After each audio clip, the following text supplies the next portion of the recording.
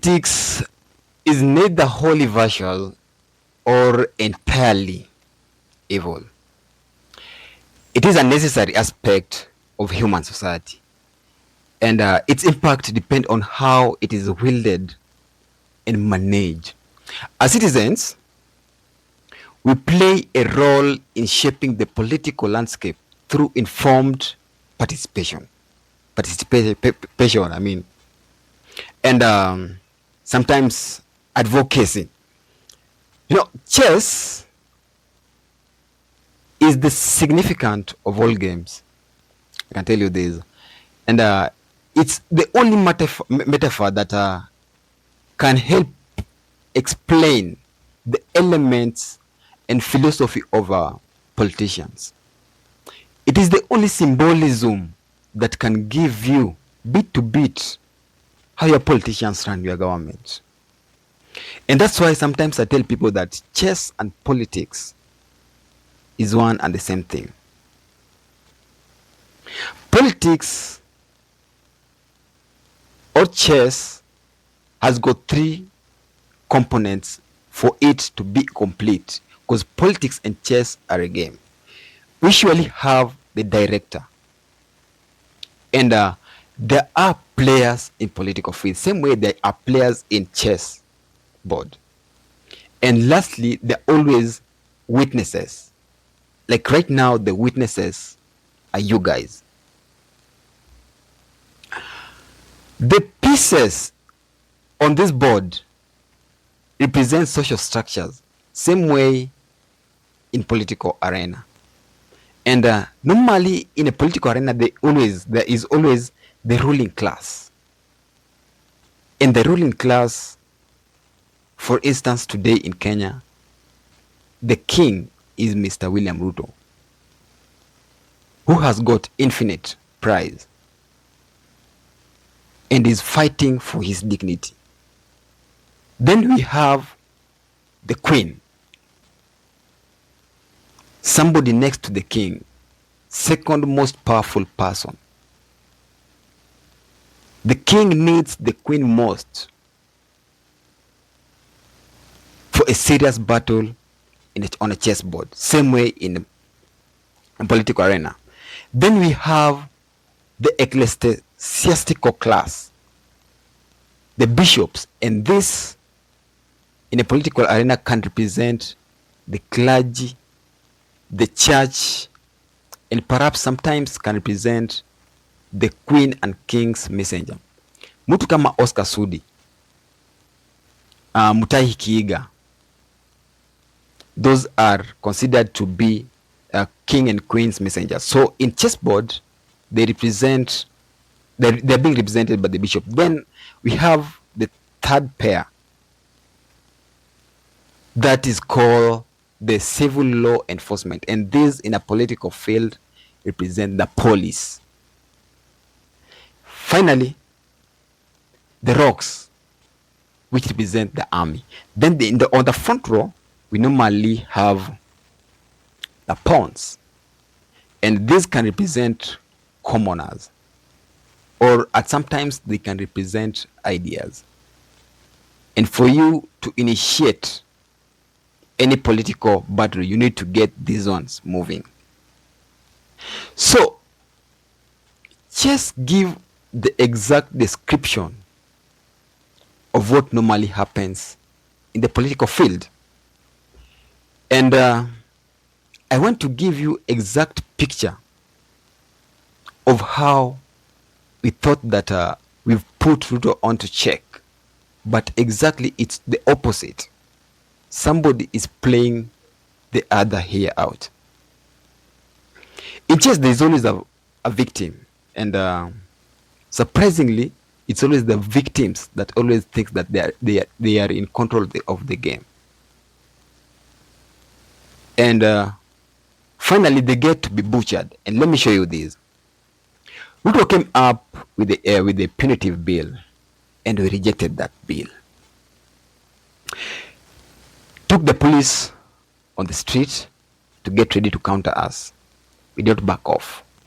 We took ourselves to the streets.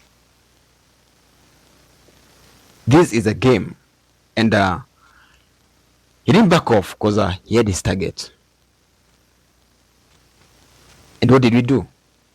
We attacked the parliament. That's where we lost a lot of lives. May the likes of Rex rest in peace. He added goons amongst us so that we could stop the protests.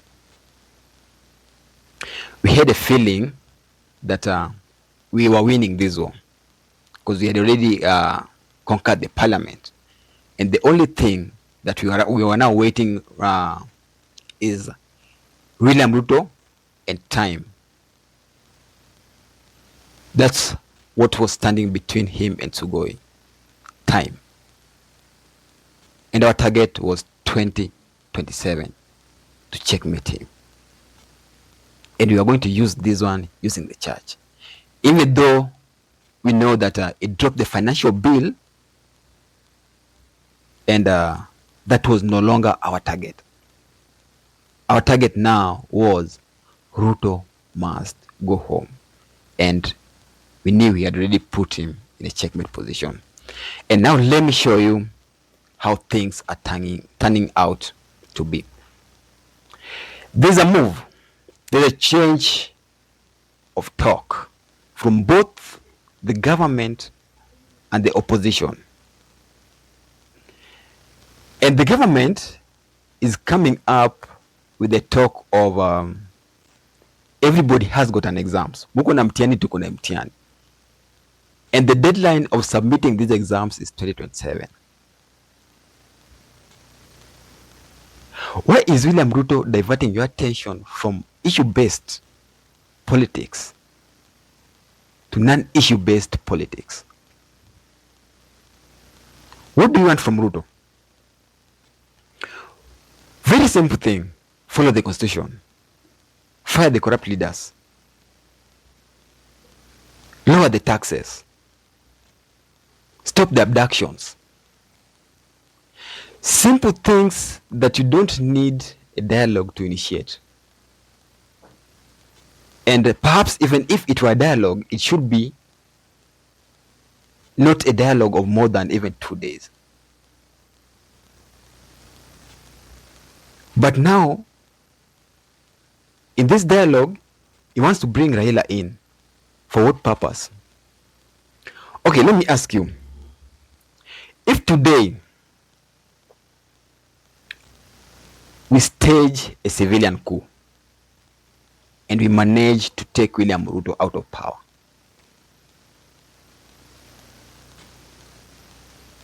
and as Generation Z and millennials, we are leaderless, who is taking the power?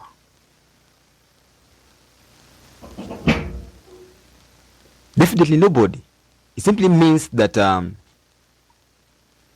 the army or the law enforcement, the special forces will take the power from William Ruto. Who benefits from here? Not him, not Raila. And that's what's happening. The fear is coming from there. The guy is afraid. And he no longer wants to press us on. So he's bringing Raila in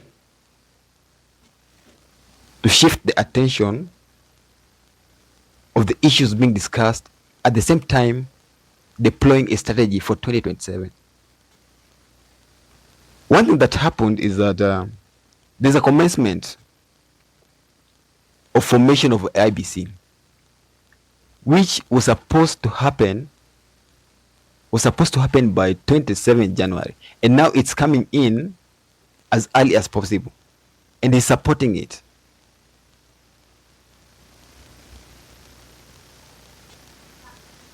What I'm saying, guys, is that William Ruto is moving away from the field that is not well conversant with. William Ruto is not a leader. He is a politician.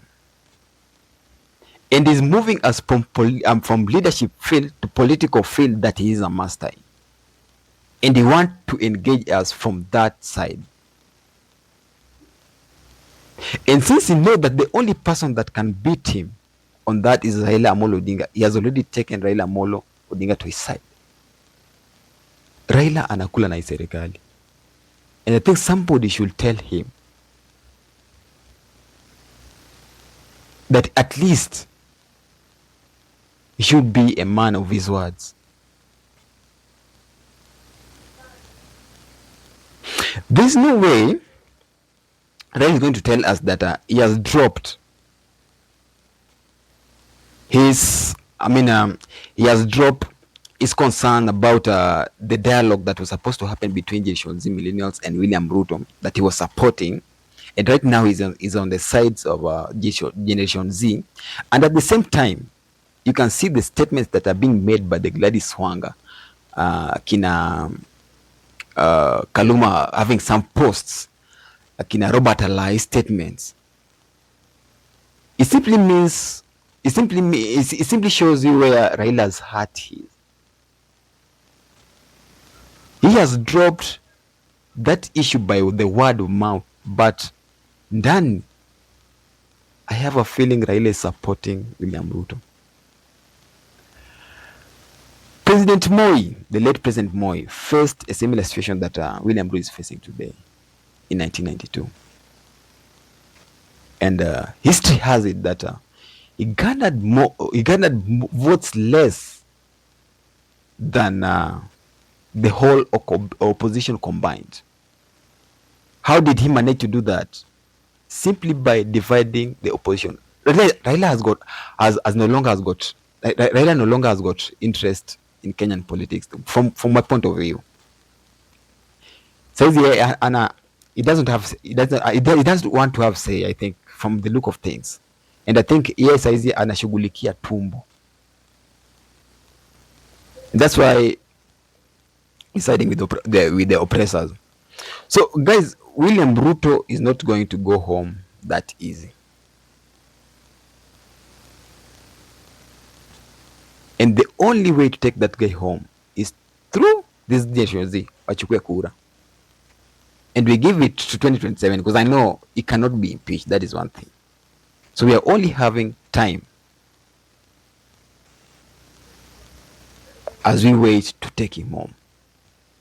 Otherwise, you guys have a good time. That's all my take.